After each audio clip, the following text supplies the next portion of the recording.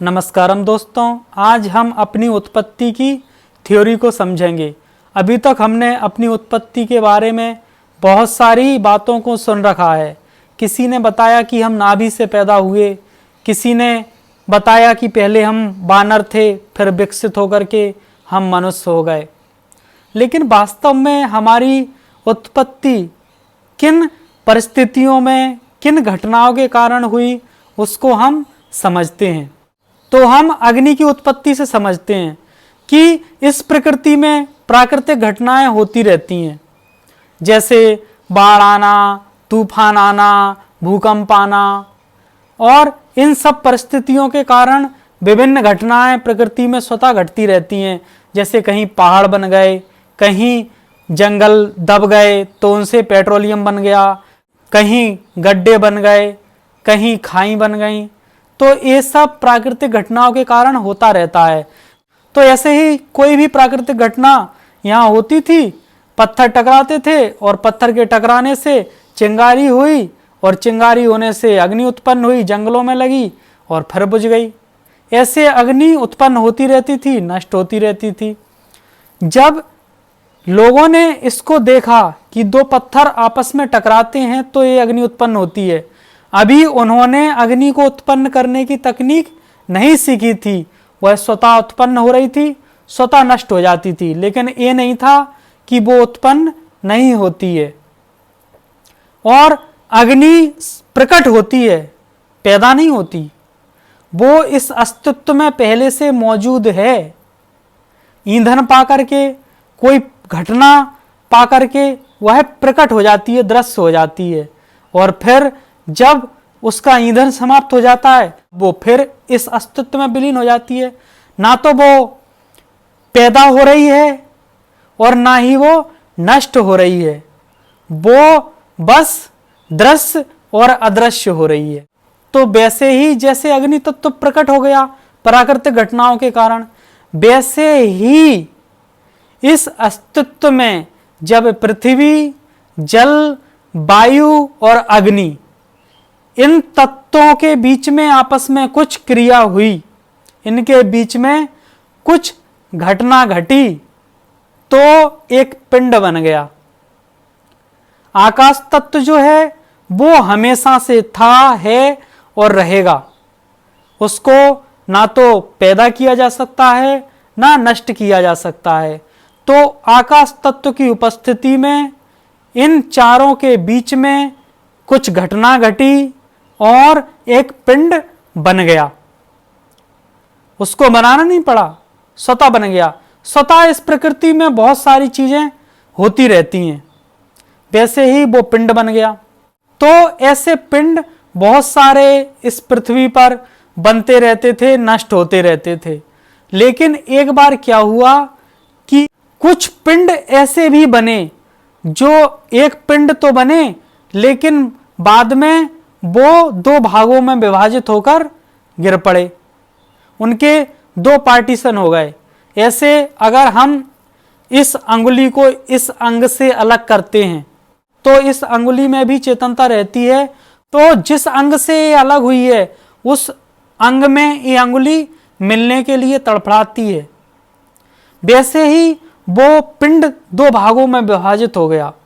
तो वो पिंड जब दो भागों में विभाजित हुआ तो उसे हम पूर्ण पिंड नहीं कह सकते हैं। अब वो पूर्ण होने के लिए, जैसे इस शरीर का कोई अंग कट जाए तो वो इस अंग में मिलने के लिए आतुर होता है, तड़पता है। तो वो पिंड एक दूसरे से मिलने के लिए, पूर्ण होने के लिए तड़पने लगे।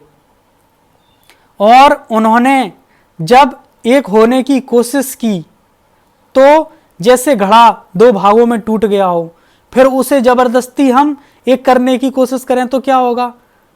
तो वो एक तो नहीं हो पाएगा, लगेगा कि एक हो गया, बिल्कुल सांचा उसका एक दूसरे में मिल गया, लेकिन पाएंगे कि फिर अलग हो गया।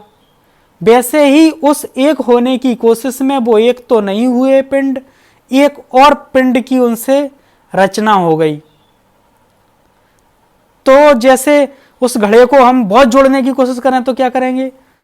तो क्या होगा? तो उसके एक होने की कोशिश में उसके कुछ और टुकड़े हो जाएंगे।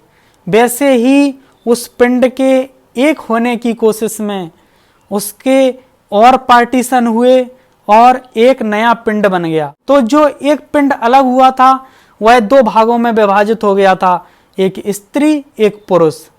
अब वो मिलने की कोशिश करी उन्हें उस मिलन की कोशिश में लगा भी कि वो एक हो गए।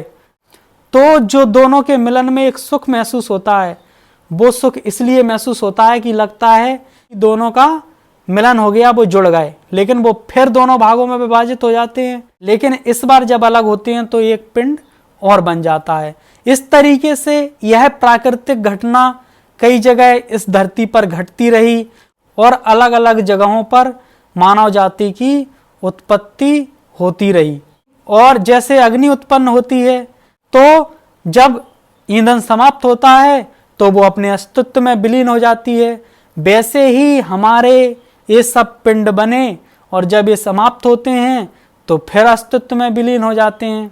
और इसमें जो प्रमुख है, जो हमेशा से था, है और रहेगा, उसको हम एक ऊर्जा भी कह सकते हैं, उसको हम आकाश तत्व भी कह सकते हैं।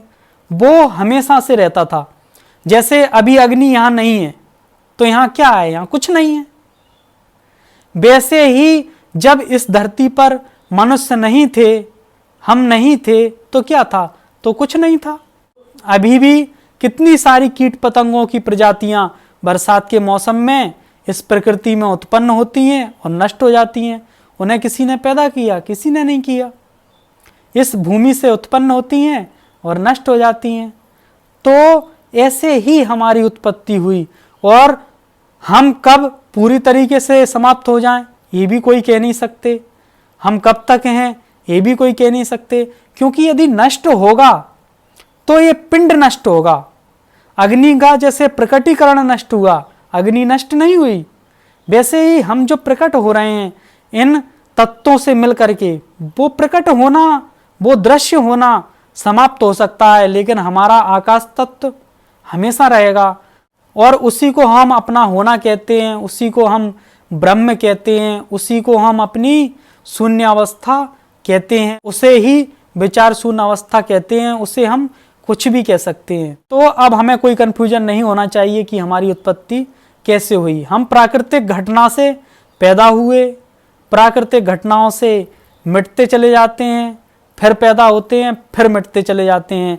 जैसे अग्नि को प्रकट होने के लिए एक अच्छा ईंधन नहीं मिलता है तो वह अपने अस्तित्व में विलीन हो जाती है, वैसे ही हमारे आकाश तत्व को प्रकट होने के लिए ये सारे तत्व अच्छी तरीके से नहीं मिलते हैं, तो फिर हमारी चेतना इस अस्तित्व में विलीन हो जाती है।